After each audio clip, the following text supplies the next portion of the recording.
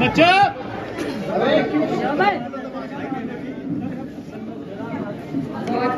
कौन कहता है आसमान में सुराख नहीं हो सकता? कौन कहता है आसमान में सुराख नहीं हो सकता?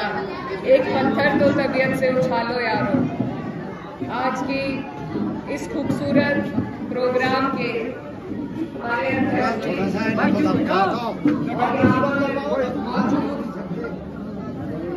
सभी हमारे क्षेत्र के आसपास के इलाके के आए हुए बड़े बुजुर्ग भाई, आज मैं किसी का नाम नहीं लूंगी, माफी चाहती हूँ आप सबसे। आज मैं सिर्फ आज के दिन के नायक के लिए आज का दिन छोड़ना चाहती हूँ। हमारे सभी के बड़े बुजुर्ग, एक ऐसे व्यक्ति जिन्होंने इतनी मेहनत करी, हर तरह की कुर्बानी दी और जिनकी मेहनत का नतीजा है कि आज हम इस कार्यक्रम में आए हैं, एक स्कूल के उद्घाटन के कार्यक्रम में आए हैं।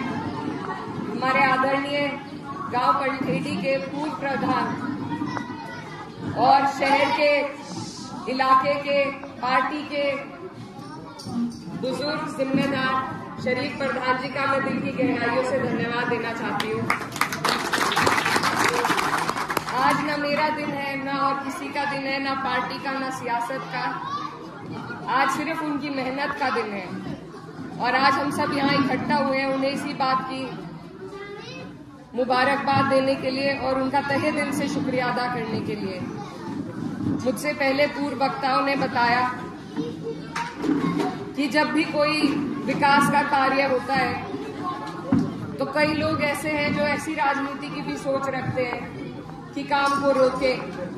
अगर स्कूल प्रस्तावित हुआ है तो नहीं चाहते कि आगे बढ़े, अगर खुद ग्राम में प्रधान नहीं है तो नहीं चाहते कि कोई और काम हो। तो ऐसी सोच के लोगों ने आज हमें पीछे कर रखा है, लेकिन हम प्रधान जी की मेहनत को देख रहे हैं। उन्होंने अपनी खुद की जमीन को बेचकर, एक बहुत बड़ी कुर्बानी है क्योंकि योजना सरकार में मिल जाती है लेकिन अक्सर कर गांव तक इसलिए नहीं पहुंच पाती क्योंकि जमीन की हमें उपलब्धि नहीं हो पाती। लेकिन उसको भी पूरा करवाना, ऊपर से जाकर स्कूल को प्रस्तावित कराना, फिर तमाम किस्म के जो रास्ते में रोड़े आए उन सब के लिए लगातार मेहनत करना, उनकी कुर्बानियों का नतीजा है कि आज बिल्कुल गांव की आपको हद में एक इतना अच्छा स्कूल मिला है। गरीब के लिए अगर कोई चीज सबसे जरूरी है तो वो सरकारी स्कूल होता है। प्राइवेट स्कूल्स की एक अपनी जगह होती है लेकिन वहां सबके बच्चे नहीं पढ़ सकते। ये ऐसी चीजें हैं सरकार की तरफ से जो आनी चाहिए। आज सरकार, मैं खिलाफ नहीं हूं इस बात के क्योंकि गुर्बत हमारे यहाँ इतनी हो गई है कि सरकार को राशन बांटना पड़ रहा है, लेकिन अगर अपनी नीति को सुधार कर सरकार हमें शिक्षा दे, स्वास्थ्य की योजनाएं दे, तो मुझे लगता है वो हमारे देश की और हमारे लोगों की बुनियाद को ज्यादा मजबूत करेगा। आज जो चल रहा है मजबूरी है लोगों की भी, लेकिन उससे किसी की जड़ें मजबूत नहीं हो रही है। मजबूती हमें तभी मिलेगी जब इस तरह के विकास के कार्य हर गांव में होंगे। तो मुझे बहुत खुशी है, हमारा इसमें कोई योगदान नहीं रहा। जो चीज जो मेहनत पर आ चुकी थी, क्योंकि आपने इस काबिल बनाया, ऐसे पद पे बिठाया, तो मैं नहीं मानती एक आधा फोन करने से, एक आधी मीटिंग करने से हमने इसमें कुछ ज्यादा किया है। ये सारी मेहनत आप सबकी है, प्रधान जी की है, जितने लोग यहाँ पर बैठे हैं, तो आप सबको मैं दिल की गहराई से धन्यवाद देना चाहती हूँ। और अगर इस तरीके से हर गांव का जिम्मेदार अपने गांव में मेहनत करे, खुद मेहनत करे कि गांव में स्कूल बन सके, अस्पताल आ सके, हमारे बच्चों की तालीम के लिए, उनके मुस्तकबिल के लिए हम कुछ कर सके, तो मुझे लगता है हम बहुत आगे निकल जाएंगे। जो पिछड़ापन है उसको दूर हम कर देंगे।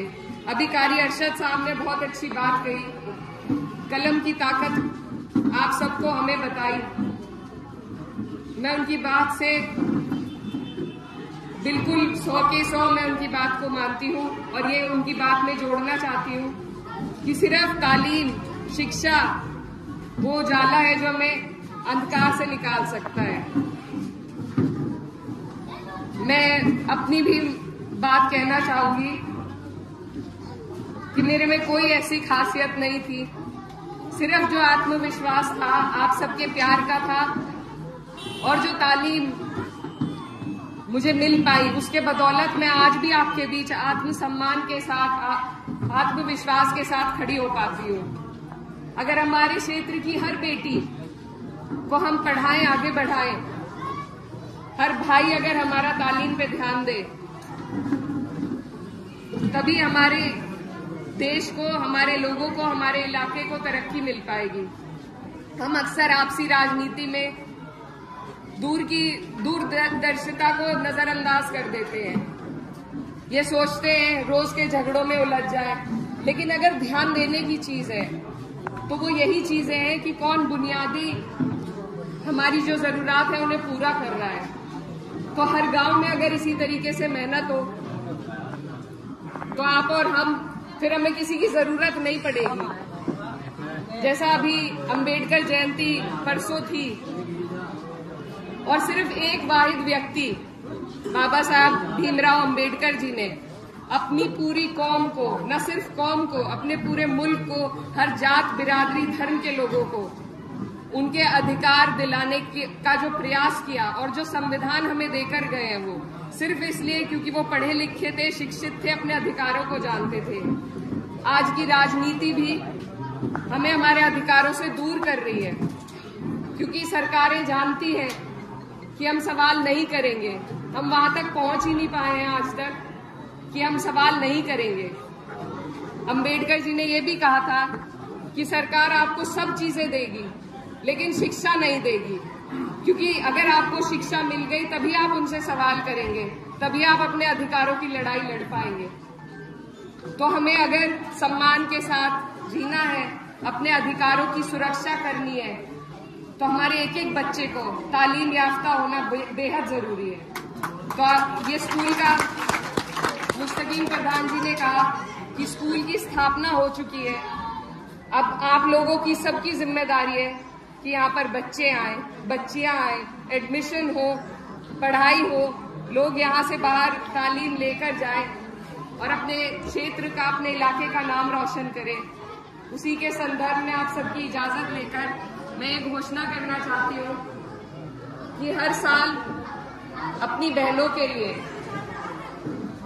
मैं यहाँ पर तंसीब भाई स्कॉलरशिप देने के लिए प्रस्तावना रखना चाहती हूँ प्रधान जी के नाम से। तो हम भाइयों की बात बाद में करेंगे क्योंकि खुद एक लड़की यहाँ पर लड़कियां कम है। तो यही चाहती हूँ कि सबसे पहले मेरी बहनें आगे बढ़े और उनके लिए हर वर्ष, चाहे मैं किसी पद पे रहूं या ना रहूं, मेरी कोशिश ये रहेगी कि हम लोग स्कॉलरशिप इस स्कूल से दें। नया स्कूल है, आप लोग भी इस बात की चर्चा करें कि जो भी बच्चे, तंसीब भाई खड़े हैं, प्रधान जी खड़े हैं, जिनके नाम ये देंगे उनको हम स्कॉलरशिप देने का काम करेंगे ताकि वो अपनी आगे की पढ़ाई भी कर सके।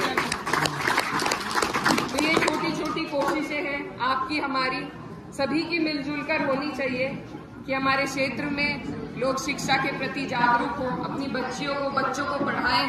फिर किसी नेता की, किसी उसकी हमें जरूरत भी नहीं रहेगी और नेताओं से भी झगड़ों की, आपस की लड़ाई की बात को छोड़कर अगर सवाल शिक्षा पर हो, स्वास्थ्य पर हो, बुनियादी चीजों पर हो, अगर हम राजनीति की दिशा को धर्म जात पात से हटाकर शिक्षा और स्वास्थ्य के सवालों पर लाएं, तो ये जो नफरत फैलाने वाले लोग हैं, ये जो लड़ाई करने वाले लोग हैं, इनके मुंह पर आप ताला लगा देंगे। तो आप सबसे मेरी गुजारिश है कि आप लोग भी ज्यादा से ज्यादा योगदान करें, जागरूक कराएं लोगों को कि बच्चों का एडमिशन हो सके और यहाँ से जितनी मेहनत जो आज ख्वाब पूरा प्रधान जी का हुआ है उसको और आगे तक हम बढ़ाने का काम करें। अभी तंसीब भाई ने एक शेर पढ़ा था प्रधान जी के लिए, तो मैं उसी को आगे पूरा करना चाहती हूँ कि लोगों ने फकत मुंह के निवाले देखे, कौन है वो जिसने मेरे पाँव के छाले देखे। एक मुद्दत में अंधेरों से लड़ा हूँ अकेला, तब जाकर कहीं जमाने ने उजाले देखे। आप सबका बहुत